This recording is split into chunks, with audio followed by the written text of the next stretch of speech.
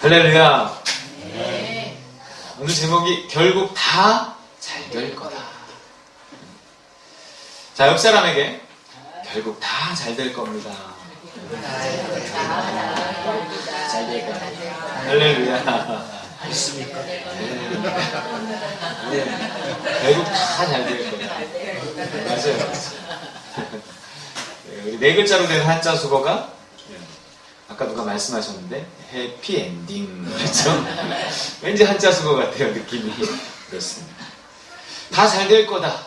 좋은 말이 참 좋은 말이에요. 근데 이렇게 말하면서 왠지 좀 한쪽은 허전해. 그게 뭐냐면 뭔가 이렇게 진짜 잘 될 거야 뭐 이런 말이라기보다 그냥 이렇게 덕담 같은 거죠. 그러면서 잘 되길 바래 뭐 이런 얘기지 너 정말 잘 될 거야? 예언이야? 뭐 이런 뜻으로 하는 말은 아니란 말이에요. 그런데 이거를 조금 힘줘서 마치 예언하듯이 힘줘서 말하면 이런 느낌이 돼요. 넌 분명히 잘 돼. 눈을 딱 보면서 넌 분명히 잘 될 거야. 뭐 이런 식으로 좀 강하게 얘기하면 이게 상대가 아, 고마워 이런다기보다 약간 희망 고문 같은 느낌이 드는 거예요.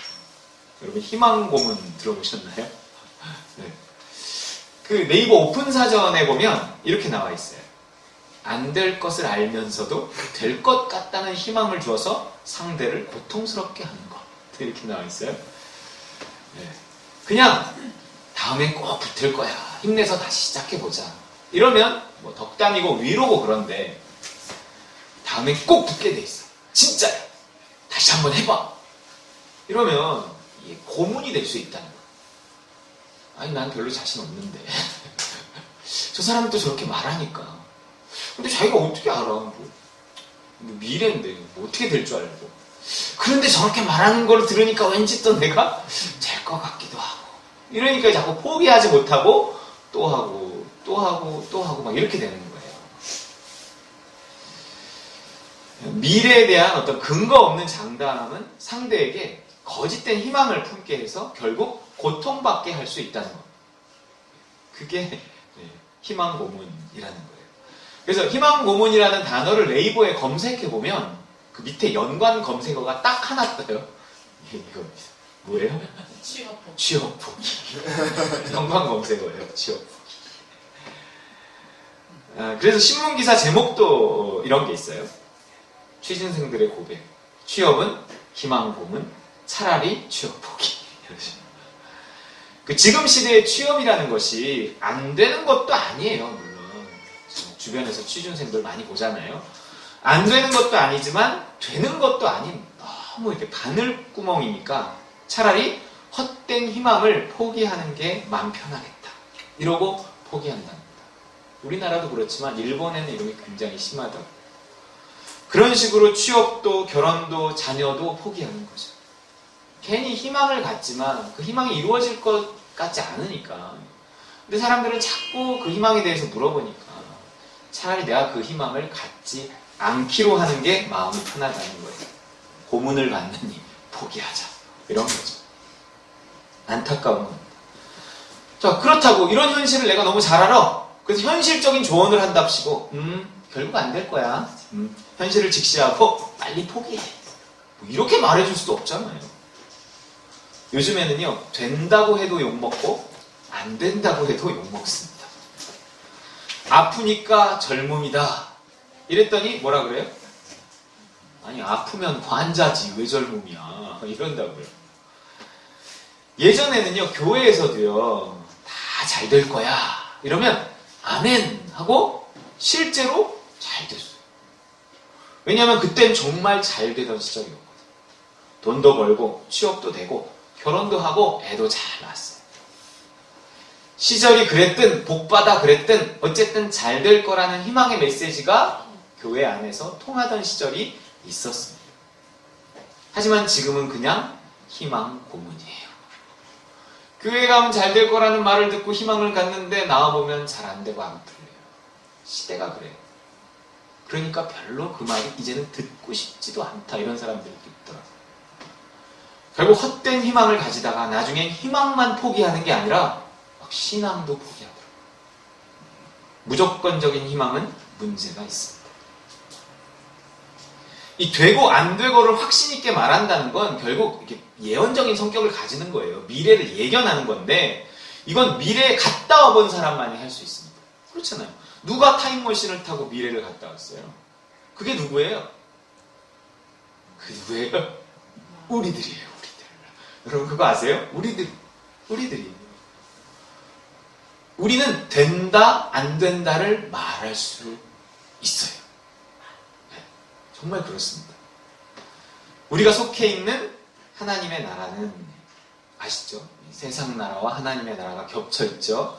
우리는 세상 나라에도 속해 있지만 하나님 나라에도 분명히 속해 있다 그랬어요. 그 하나님의 나라는요. 이 땅은 시간의 지배를 받지만 하나님의 나라는 시간의 지배를 받지를 않아요. 시간을 초월해 있단 말이에요. 우리가 날마다 나를 십자가에 못 박고 그리스도와 함께 들어가는 그 하나님의 나라에서는 현재와 미래의 구분이 없습니다. 히브리어도 그래요. 히브리어도 참 희한하게 현재형과 미래형의 구분이 없어요. 문맥을 따라 해석하게 되어 있습니다. 그렇기 때문에 그 나라에 속해 있으면 미래가 느껴져요. 아세요? 내가 충만해서 하나님 나라에 속해 있으면 미래가 보여요. 느껴져요. 땅에서는 아직이지만 그것이 내가 하나님 나라에 속하는 순간 이미가 된다는 거예요. 뜻이 하늘에서 이미 이루어진 것 같이 땅에서도 이루어지다. 내가 하나님의 나라에 속하면 이미 이루어진 그것이 보인단 말이에요. 그러니까 세상 나라에 속한 사람들이 알지 못하고 보지 못하는 것까지 알게 되고 보게 된다는 거죠. 그걸 바로 믿음이라고 하는 거예요. 믿음. 우리가 어떤 일에 믿음을 갖는다는 것은요. 미래에 대한 확신을 갖는다는 거예요. 천국에 대한 믿음을 가진다는 게 뭐예요? 천국이 있음을 어떻게 알아요? 뭐 미래의 일이고 내세의 일이에요. 그것도. 근데 어떻게 난 천국 갈 거라고 말해요? 천국에 대한 믿음이 있다고 말하는 사람이 나의 오늘 현재 이 땅의 삶을 살면서 어떤 일에 대해서 그 일에 대해서 믿음이 있다라고 말을 못한다는 것은 사실 말이 안 되는 거예요. 천국에 대해 믿음이 있다는 건 미래에 대해 보이지 않는 것에 대한 어떤 믿음을 가질 수 있다는 것인데 그것은 다시 말하면 내가 이 땅에서 살면서 시간상으로 앞으로 일어나지 않은 일에 대해서도 확신을 갖고 믿음을 가질 수 있다는 얘기거든요. 사실은 그게 그리스도인의 삶이고요. 예수님이 딱 그렇게 사셨어요. 예수님의 언행을 보면 조금 이상해요. 이게 예수님이니까 가능하겠지. 그냥 이런 생각을 하고 마는데 아니 하나님 나라에 속한 사람이 갖는 어떤 그런 언행이에요. 그게 마치 이루어진 것처럼 다 아는 것처럼 마치 본 것처럼 미래를 갔다 온 것처럼 이렇게 한단 말이에요. 이게 세뇌에 의한 자기 확신은 아닙니다. 천국에 대한 확신, 우리 미래에 대한 확신. 하나님 나라에 속해 있으면 마치 미래를 본 사람처럼 확신 있게 행동할 수 있어요. 그게 성경이 말하는 믿음이라는 거예요. 바라는 바, 어떤 희망하는 바를 마치 이미 이루어진 일처럼 여길 수 있게 만드는 것이 믿음이라는 거죠. 천국 뭐 갈 수도 있고 안 갈 수도 있지. 내가 어떻게 사느냐에 따라 달라. 이렇게 말하지 않는단 말이에요. 우리는 나는 천국에 가. 미래의 일에 대해서 이렇게 확신 있게 말하는 것의 근거가 뭐냐? 그거는 믿음이라는 거예요. 그래서 히브리서 11장 1절에서도 뭐라 그래요? 믿음을 뭐라고 정의해요? 믿음은 바라는 것들의 실상이다. 그런다고요. 믿음으로 하는 일이라면 믿음으로 어떤 일을 할 때 될까 안 될까를 고민하고 두려워하면서 하는 게 아니라 이미 된 걸로 여기고 하라는 거예요. 여긴다. 여긴다. 이러기좀 여긴다는 게 되게 중요하다고 그랬어요. 믿음을 실상으로 여기라는 거예요. 믿음이 오면 그것이 이미 이루어진 것으로 여기고 그 일들을 할 때 그 일이 이루어져요. 그게 어떤 믿음의 세계고 하나님 나라의 세계예요. 뜻이 하늘에서 이루어진 것 같이 땅에서도 이루어지게 하는 그 방법은 내가 믿음을 가지고 그렇게 여기고 나아갈 때 믿음이 이루어지는 거예요. 이 말은 다른 말로 하면 이런 얘기를 해요. 믿음 없는 일에 애쓰지 말라는 뜻이기도 하는 거예요. 여러분 우리 괜히 믿음 없는 일에 애쓸 필요 없어요. 우리가 믿음 오는 일이 있으면 딱 붙잡고 달려가는 거지 믿음도 오지 않는 일에 대해서 우리가 이것저것 다 해야 될 것 같아서 붙잡고 가는 건 아니란 말이에요. 안 이루어질 거예요. 안 이루어져. 헛수고예요. 그럼 하나님이 주신 믿음이 없는데 우리가 애쓸 때가 있어. 왜 애쓸까요? 욕심 때문에 애쓰거나 뭐 체면 때문에 애쓰거나 그런다는 거예요. 욕심을 가지고 애를 쓰는데 그 욕심이 이루어지는 시대가 아니니 이 시대가 또 그래요. 욕심이 이루어지는 시대도 아니에요. 너무 치열하고 결국 실패하고 힘들어지는 겁니다. 하지만 이 시대에도 되는 게 있다니까요. 뭐예요? 믿음으로 하는 일은 돼요. 그 가뭄 중에도 믿음으로 사는 사람은 살아남잖아요. 믿음으로 하는 일, 선악의 판단, 곧 뭐가 좋고 나쁘다는 판단을 하나님께 맡기고 내 욕심을 십자가에 못 박고 믿음이 와요. 내 선악의 판단 하나님께 맡깁니다. 내 욕심을 십자가에 못 박습니다. 하나님 믿음 주십시오. 그러면 믿음이 와요. 근데 내가 뭐가 좋고 나쁘고 하는 게 이미 나의 가치관이 어떤 세속적인 영향을 받아 딱 정해져 있으면 하나님이 믿음을 주시기가 참 힘들어요. 나를 십자가에 못 박지 않고는 말씀을 하셔도 내가 안 들을 건데 이렇게 봐서 들을 것 같을 때 나도 말하게 되지 안 들을 것 같을 때는 나도 안 말하게 된다니까요. 하나님의 음성은 십자가 뒤에 들리는 겁니다. 그 믿음은 이루어지게 돼 있어요. 아니 나와 내 자식들의 제일 좋은 길을 우리가 이 시대 아니 다음 시대까지 생각하면서 찾는 거잖아요. 근데 그걸 도대체 누가 알겠어요? 누가 알아요? 우리 1년 뒤에 일, 10년 뒤에 일, 내일 일도 모르는데 어떻게 알아요? 근데 누가 알아요? 하나님이 아신다는 말이에요. 가장 좋은 선택은 하나님한테 달렸어요. 내가 하나님 나라에 속했을 때 하나님 주신 믿음으로 가장 좋은 선택, 마치 미래를 본 것처럼 가장 좋은 선택을 하고 그걸 믿음으로 그 길을 꿋꿋이 가는 겁니다. 결국 그 길 끝에 어떤 열매가 있는 거예요. 겉으로 좋아 보이는 것일 수도 있고 아닐 수도 있지만 선악의 판단을 맡기고 순종하다 보면 이게 올라가기도 하고 내려가기도 하면서 일단 나라는 게 만들어져요. 나. 순종하는 길. 하나님 나라에 속해서 순종하는 그 길에서 좋은 일도 있고 분명히 안 좋은 일도 있어요. 순종했는데도. 근데 그러면서 나라는 게 만들어져요. 내가 만들어지면서 길들이 하나씩 하나씩 열리고요. 점점 더 좋은 선택들이 나에게 이렇게 다가옵니다. 다가오는 게 되게 중요한 거예요. 근데 내가 만들어지는 것과 같이 이루어진다는 거예요. 그리스도는, 예수님은요, 믿음을 통해서 나에게 말씀하시는 거잖아요. 믿음이 온다는 건, 믿음은 곧 말씀이에요. 내가 들었다는 거예요. 근데 그 말들이 희망 고문이 되지 않을 것은 반드시 이루어질 것이기 때문입니다. 내가 얼마나 믿느냐 하는 게 문제예요. 믿지 않으면 안 이루어져요. 하나님 말씀하시고 믿음이 왔는데도 내가 그걸 믿지 않고 믿음에 따른 어떤 선택과 행동을 하지 않으면 그 믿음이 이렇게 소멸돼 버려요. 죽은 믿음이라 그러거든요.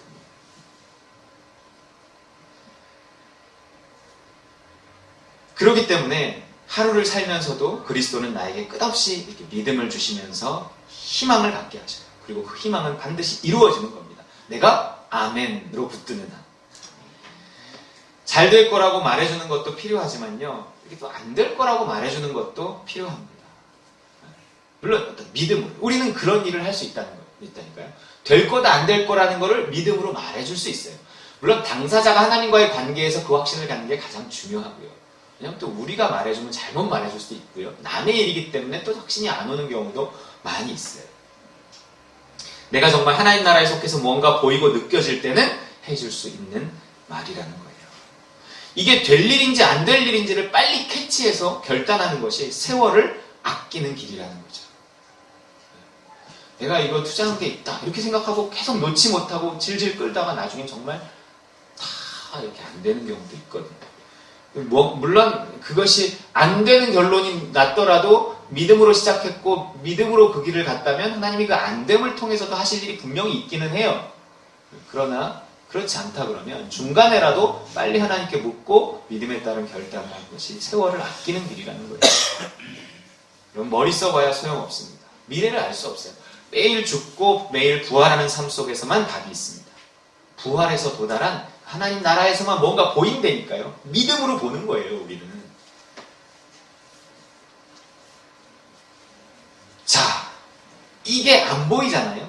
하나님 나라에 속해서 내가 믿음을 갖지 못하고 무언가가 안 보이면 이때부터는 고난이 찾아옵니다. 오늘의 4번 타자, 고난이에요. 오늘의 4번 타자 등판했습니다. 그랬더니 집사람이 등판이 뭐냐고. 근데 야구를 볼 때 이렇게 나오지 않나요? 야구 용어로? 등판했다면서. 그쵸. 예, 예.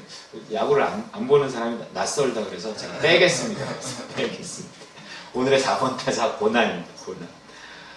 하나님 나라에 속하지 못하면, 속해도 그곳에 계신 하나님께 가까이 가지 못하면 그분의 음성이 가까이 가야 잘 들리는데 뭔가 하나님께 가까이 가는 삶이 아니면 잘 안 들려요. 그러면 어떤 일에 확신을 가질 수 없습니다. 그럼 문제가 생기고 고난이 와요. 확신 없는 삶이라는 게 얼마나 힘든 줄 아세요? 자기가 하는 일, 그런 잘못된 확신도 문제지만 확신이 없는 것도 문제예요. 자기가 하는 일, 가는 길에 대한 확신이 없다는 건 그 길에서 희망을 갖지 못한다는 거예요. 이 직장에 계속 다니는 게 맞을까? 확신이 없잖아요? 그러면 어떤 희망도 없어요. 이 공부를 계속하는 게 맞나? 잡지도 놓지도 못하면서 이게 수년째, 몇 년이 걸려도 반드시 붙는다는 믿음이 있으면 그거를 희망 삼아서 고우할 텐데 믿음이 없는 겁니다. 이 사람하고 계속 사는 게 맞나? 또 변화에 대한 희망이 보이지 않습니까? 어떻게든 끝까지 같이 가는 게 맞다. 그것이 좋은 것이다 라는 믿음이 있으면 힘들어도 견딜 텐데 뭔가 이 믿음이 없으니까 희망도 없고 힘든 겁니다. 우리 애들도 마찬가지예요. 특별한 길을 걷고 있잖아요. 믿음으로 했는데 이게 내가 하나님 나라에 속해서 믿음의 눈으로 아이들을 바라보면 이렇게 마음에 담대함이 생기고 희망이 생기는데 이게 조금 은혜가 떨어지잖아요? 그럼 금방 두려움이 와요. 내가 쟤네들을 괜히 학교 그만두게 했나? 괜히 특별한 길을 가게 한 건가? 잘못되면 어떡하지? 슬금슬금 스며들어요. 그럼 내가 지금 문제가 있구나. 그리고 이제 회개하고 하나님 내가 다시 믿음을 붙잡게 하옵소서. 처음 믿음을 내가 다시 확신하게 갖게 하옵소서. 이게 싸움이에요. 믿음의 싸움이에요. 삶이. 우리의 싸움은요 결국 믿음의 싸움이에요. 믿음이 주는 희망이 있으면 견딜 수 있습니다. 고난이 와도 크게 고난으로 느껴지지 않아요. 견딜만 합니다. 가끔은요 고난 중에 즐겁기까지 하다니까요. 중요한 건 나에게 어떤 일이 일어났느냐가 아니라 내가 그 사건을 해석할 수 있는 능력이 있느냐, 무슨 일이든 그 일을 좋은 일로 볼 수 있는 어떤 상태에 있느냐 하는 거예요. 뭐 좋은 일은 좋은 일이고 나쁜 일은 나쁜 일이지. 이러면 그는 일반인이에요. 일반인. 아니면 일반 그리스도인이에요. 우리 영적인 그리스도인은, 또 성숙한 그리스도인은 어떤 일이든 받아들이고 소화해내서 감사할 줄 아는 사람입니다. 우리 신민기 형제님 감사를 얘기했는데 맞아요. 그게 하나님과의 관계가 그렇게 만든다는 거예요. 믿음의 깊이, 신뢰의 깊이가 깊을 때 그렇게 되는 겁니다. 기본적인 신뢰가 있으니까, 하나님을 향한 기본적인 신뢰가 있으니까, 그 하나님이 내 인생을 주관한다는 걸 믿으니까 개별적인 사건들은 다 믿고 받아들이는 거예요. 기억하시죠? 따라해볼까요? 나쁜 풍랑은 없다. 나쁜 풍랑은 없다. 결국 다 잘 될 거다. 따라해볼게요. 결국 다 잘 될 거다. 결국 다 잘 될 거다. 뭔가 우리가 뭐 서운해한다, 또 누굴 미워한다 하는 거는 거기에 이미 선악의 판단이 들어있는 거예요. 내가 이미 어떤 그 사람과 그 사건을 판단해버린 거죠. 근데 하나님 나라에 속해서 한 판단이 아니니까 뭔가 서운하고 밉고 그런 거죠. 이러면 고난이 시작되는 거예요. 내가 하나님과 좋은 관계에 있으면 상대가 어찌하든 때문을 덕분으로 바꿀 수 있거든요. 좋고 나쁨을 하나님의 관점에서 볼 수 있게 돼요. 나쁜 일이란 없으니까요. 합력해서 선을 이루시는 하나님만 있을 뿐입니다. 롬팔 이팔. 이제는 아시죠? 고난을 만나면 고난을 죽여야 돼요. 고난이라고 말하는 자체가 이미 그 사건에 대한 판단이 들어가 있는 것이거든요. 그렇잖아요. 내가 그걸 고난으로 이미 판단하는 거예요. 그거는 고난이야 이러고 세상적인 판단이 들어있는 겁니다. 그래서 고난을 해결해달라고 기도할 게 아니라 판단을 바꿔달라고 기도해야 돼요. 아니 내가 무슨 기도를 하든지요, 그 기도를 통해서 나는 하나님께 가까이 다가, 그 기도를 뭐 그걸 해결해 달라고 하건 뭐하건, 기도의 응답은 뭘로 나타나냐면 평안으로 나타난다니까요. 기도에서 내가 하나님께 가까이 다가가면 문제가 문제로 보이지 않고 문제의 크기가 줄어드는 거예요. 줄어들다가 뿅 하고 사라지는 게 문제예요. 기도를 해도 어떤 이런 평안이 없으면 그 잘못된 기도를 잘못하고 있는 거예요. 기도를 했는데 그 문제가 해결이 안 돼. 그렇다고 그건 잘못된 기도는 아닌 거예요. 때가 안 된 것일 수 있거든요. 근데 기도를 했는데도 마음이 여전히 불안해, 똑같아. 이건 잘못된 기도예요. 정말. 판단이 달라지고 해석이 달라지면 고난은 사라져요. 내적으로도 사라지지만 일단 고난은 내적으로 사라지게 해야 돼요. 그걸 더 이상 고난이 되지 않게 만들어야 돼요. 그러면 결국 조금만 기다리잖아요. 그러면 외적으로도 그 고난의 문제가 해결된다. 지금껏 한 얘기가 무슨 얘기예요? 욥기의 이야기예요. 욥기는 세계 문학의 걸작 중에 걸작으로 평가되고 있고요. 많은 어떤 문학 작품의 모티브를 제공했습니다. 욥기가 이처럼 유명한 이유는 잘 써져서이기도 하지만 하나님이 쓰셨으니 하지만 고난을 주제로 하고 있기 때문에 그런 거예요. 여러분 세상에 고난이 적다면 욥기가 이만큼 유명해졌을까요? 아니에요. 고난이 너무 많으니까 욥기를 통해 사람들이 희망을 갖고 위로를 얻는 거예요. 이 세상에는요 고난으로 가득합니다. 욥기는 우리에게 고난을 없애는 법을 가르쳐주는 게 아니라 고난을 해석하는 법을 가르쳐주는 거예요. 고난은 해석될 때 사라지니까. 하지만 이 해석은 어떤 이론의 문제가 아니라 관계의 문제라는 거예요. 관계의 문제. 고난은 결국 이거야. 아무리 말해줘도요 별로 위로가 안 해. 그러고 말지 큰 위로가 안 돼요. 그 사람이 정말 그 말씀을 조금이라도 믿음으로 받아들이고 그 믿음을 붙잡고 당사자가 기도해야 돼요. 옆에서 기도해줘야 돼요. 그래서 그 사람과 하나님과의 관계가 조금이라도 회복되면서 문제의 실마리는 풀려가기 시작하는 겁니다. 하나님과 가까워지는 것만이 고난을 해석할 방법이다. 하나님 나라에 속하는 것만이 고난을 넘어서는 유일한 길이다. 타락한 세상에서 산다는 것은요 끝없는 고난의 가능성 속에서 사는 겁니다. 여러분 세상의 모든 고난을 다 피해갈 수 있을까요? 없어요. 아니 있어요. 세상에 속해 있지 않으면 되는 겁니다. 그러면 하나님 나라에 속해 있으면 돼요. 그곳에서 당하는 고난은 고난이 아니니까. 그곳에서는 어떤 일이 일어나건 합력해서 선을 이루신다는 믿음이 있으니까 다 좋은 일로 보이는 겁니다. 자, 그래서 욥이 고난을 어떻게 넘어서요? 고난을 어떻게 넘어서요? 어떤 것이 고난으로 느껴지면 그 고난을 없애야 돼요. 고난으로 느껴지지 않게 발버둥쳐 기도해야 됩니다. 그래서 욥기 1장 20절, 22절 읽어보겠습니다. 시작. 욥이 일어나 겉옷을 찢고 머리털을 밀고 땅에 엎드려 예배하며 이르되 내가 모태에서 알몸으로 나왔사온즉 또한 알몸이 그리로 돌아가올지라. 주신 이도 여호와시도 거두신 이도 여호와시오니 여호와의 이름이 찬송을 받으실지니이다 하고 이 모든 일에 욥이 범죄하지 아니하고 하나님을 향하여 원망하지 아니하니라. 아멘. 됐어요. 자기가 가진 재산이 한 달에 다 날아가 버렸다고요. 일생 일궈놨던 그 사업이 하루아침에 망해버렸다고요. 부도났다고요. 그리고 나서 하는 말이에요. 그가 그 고난 앞에서 어떻게 했어요? 그 고난 앞에서 그 고난 자체를 고난으로 느껴지지 않게 하기 위해 엎드려 예배하고 엎드려 기도하며 원망을 결국 뭐로 바꿔냈어요? 찬송을 받으실지니이다. 이랬다고요. 다시 재산이 생겼을 때, 사업이 다시 일어났을 때 찬송을 받으실지니이다. 그러지 않았단 말이에요. 그 이전에 이미 그 문제 앞에서 그 문제를 문제로 보지 않기 위해, 고난을 고난으로 보지 않기 위해 발버둥쳐 하나님을 다시 붙잡을 때 원망은 찬송으로 바뀐다는 거죠. 딱 써있잖아요. 원망하지 않고 찬송했다는 거예요. 쉽나요? 어렵죠. 어렵지만 불가능하지 않다니까요. 세상 나라에 있는 나를 발버둥쳐 기도하며 하나님 나라로 집어넣는 거예요. 고난이라는 게 세상 나라로 확 잡아당기거든요. 그럼 잠깐은 내려올 수 있지만 거기서 계속 있으면 안 돼요. 그 원망이 계속되게 해서는 안 돼요. 저를 포함해서 우리 대부분은 이 1단계도 잘 넘어서지 못합니다.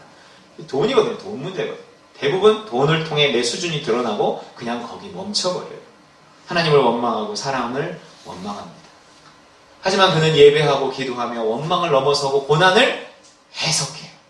어떻게 해석할까요? 욥기 2장 9절에서 10절 읽어볼게요. 시작. 그의 아내가 그에게 이르되 당신이 그래도 자기의 온전함을 굳게 지키느냐? 하나님을 욕하고 죽으라. 그가 이르되 그대의 말이 한 어리석은 여자의 말 같도다. 우리가 하나님께 복을 받았은즉 화도 받지 아니하겠느냐 하고 이 모든 일에 욥이 입술로 범죄하지 아니하니라. 아멘. 고난을 해석할 수 있는 능력이 있는 것. 우리가 하나님께 복도 받았은즉 화도 받지 않겠느냐. 어떻게든 고난을 해석하고 원망을 넘어섭니다. 그 고난이 나쁜 것이라고 쉽게 말하지 않는 거예요. 하지만 그도요, 결국 오랜 고난 속에 지쳐가고요, 하나님을 향해서 슬금슬금 원망이 올라오기 시작해요. 그 무렵에 하나님은 자신을 나타내셔서 욥에게 말씀하기 시작하세요. 그리고 그 하나님을 통해 욥이 다시 신앙을 회복하죠. 그리고 이렇게 고백합니다. 이 고백이 무슨 문제가 회복되고 나서의 고백이 아니란 말이에요. 읽어볼게요. 시작. 내가 죽게 대하여 귀로 듣기만 하였사오나 이제는 눈으로 주를 배웠나이다. 그러므로 내가 스스로 거두어드리고 티끌과 재 가운데서 회개하나이다. 네. 여러분, 성경에 나온 사람들의 이야기가 다 마찬가지예요. 하박국 선지자가 어떻게 했어요? 하나님을 향해 원망하고 불평했어요. 왜 현실이 이럽니까? 그러나 하나님이 그와 만나주시고 하나님의 음성을 듣고 뭔가 그가 회복되고 다시 하나님 나라에 속하니까 현실은 그대로 있었는데 원망이 찬송으로 바뀌었어요. 무화과 나무 잎이 마르고, 그게 여기 나오잖아요. 포도 열매가 없으며 감람나무 열매 그치고 우리의 때가 없고 외양간 송아지 없고 난 여호와로 인해서 즐거워하라. 난 구원의 하나님으로 인해 기뻐하리로다. 그런 고난 속에서 고난을 넘어서기 위해 발버둥 칠 때 자아가 강해지지 않고, 고난 속에서 스스로 견디면 자아가 강해지거든요. 믿음이 강해지기 위해 기도하며 애쓸 때 그 결론이 뭐냐는 거예요. 그 결론. 우리가 고난 속에서 발버둥 쳐 하나님을 붙잡을 때 그 고난이 결론이 뭐냐면 귀로 듣던 하나님 눈으로 보게 된다는 거예요. 이게 상징적인 이야기잖아요. 하나님과 더 가까워진다는 거예요. 우리의 고난이 있는 이유는 뭐냐면 우리의 상태를 드러내고 하나님께 매달려서 하나님과 더 가까워지게 하려는 유일한 그 목적 하나예요. 귀로 듣던 하나님을 눈으로 봅니다. 하나님께 가까이 다가서고 그분의 사랑을 받아요. 고난을 통해 하나님 나라에 더 깊이 들어가게 되는 거예요. 그 속에서 그가 당한 고난은 더 이상 나쁜 일로 여겨지지 않고 좋은 일로 여겨져요. 원망은 감사로, 두려움은 평안으로, 괴로움은 기쁨으로 바뀌는 겁니다. 여러분, 지금 어떤 일로 고민하시나요? 어떤 일이 나한테 힘듦이 되고 눌림이 되나요? 여러분, 그게 눌림에서 벗어날 때까지 그 일이 해결되는 거야 라고 말하지 않고, 하나님, 내가 지금 이 눌림에서 해방될 수 있게 도와주옵소서 하고 기도해서 그 눌림에서 넘어서지 않으면 그 눌리는 그 일이 잘 해결되지도 않아요. 하나님이 우리에게 요구하는 게 있는데, 그 일이 있는 이유가 있는데, 고난 때문이 아니라 고난 덕분에 하나님 나라가 임하는 거죠. 그러면서 그는 더욱 그렇게 하나님과 가까워지잖아요. 아까도 얘기했지만 거룩한 사람이 됩니다. 하나님과 가까워진다는 증거가 뭘로 나타나냐면 회개로 나타나요. 욥이 갑자기 회개해요. 욥기 42장 5, 6절 읽어볼게요. 시작. 내가 주께 대하여 귀로 듣기만 하였사오나 이제는 눈으로 주를 배웠나이다. 그러므로 내가 스스로 거두어드리고 티끌과 재 가운데서 회개하나이다. 아멘. 뭔가 회개할 것 없는 사람에게서 회개가 나온다는 것은 그가 한 번 더 자라났다는 이야기. 이것만 해도 축복인데, 이처럼 고난의 내면적인 문제가 해결될 때 고난의 외적인 문제도 해결된다는 걸 보여주고 있어요. 그게 욥기의 최종 결론입니다. 욥기 42장 12절 17절이에요. 욥기가 어떻게 끝나나 보세요. 그 고난의 끝이 뭔지 보세요. 해피엔딩이란 말이에요. 다 잘 될 거야. 이 말이 틀리지 않다니까요. 읽어보겠습니다. 시작. 여호와께서 욥의 말년에 욥에게 처음보다 더 복을 주시니 그가 양 14,000과 낙타 6,000과 소 1,000결이와 암낙이 1,000을 두었고 또 아들 7과 딸 3을 두었으며 그가 첫째 딸은 여미마라 이름하였고 둘째 딸은 그시아라 이름하였고 셋째 딸은 게렌합북이라 이름하였으니 모든 땅에서 욥의 딸들처럼 아리따운 여자가 없었더라. 그들의 아버지가 그들에게 그들의 오라버니들처럼 기업을 주었더라. 그 후에 욥이 140년을 살며 아들과 손자 4대를 보았고 욥이 늙어 나이가 차서 죽었더라. 아멘. 이 복을요, 이 땅에서 누리든 아껴뒀다가 저 땅에서 누리든 결국은 이렇게 된다는 겁니다. 희망이 생기십니까? 아멘 몇 분 안 하셨어요? 희망이 생기십니까? 네, 아멘, 아멘 해야지. 우리 아멘으로 하나님께 영광 돌리는 겁니다. 하지만요, 결국 다 잘 되는 이 결론은요, 모두의 것은 아니라는 거예요. 하나님을 사랑하는 자, 협력해서 선을 이루는 전제란 말이에요. 그 사랑을 방해하는, 고난이 그 사랑을 방해하거든요. 고난이 오면 삐지거든요, 사람이. 근데 삐지지 않으려고 발버둥쳐 자기 믿음을 지키고 마음을 지키고 하나님을 붙잡으려고 애쓰고 그 사랑을 지키고 때론 잘 안 풀리지만 때론 뜻대로 잘 안 되지만 원망과 미움을 이겨내고 감사, 찬송하는 자들의 것이라는 겁니다. 다 잘 되는 것, 모두의 것이 될 수 있었으면 좋겠어요. 쉽진 않지만 불가능하지도 않습니다. 고난은 피할 수 없지만 넘어설 수 있어요. 고난을 넘어서는 과정에서 신앙이 자라고 하나님의 나라가 깊어집니다. 고난을 넘어 귀로 듣던 하나님을 이제는 눈으로 보고 몸으로 느끼며 천국의 기쁨을 누리며 살아가는 우리 다른 관드림 식구들 다 되시길 주님의 이름으로 축원드립니다. 아멘. 아멘.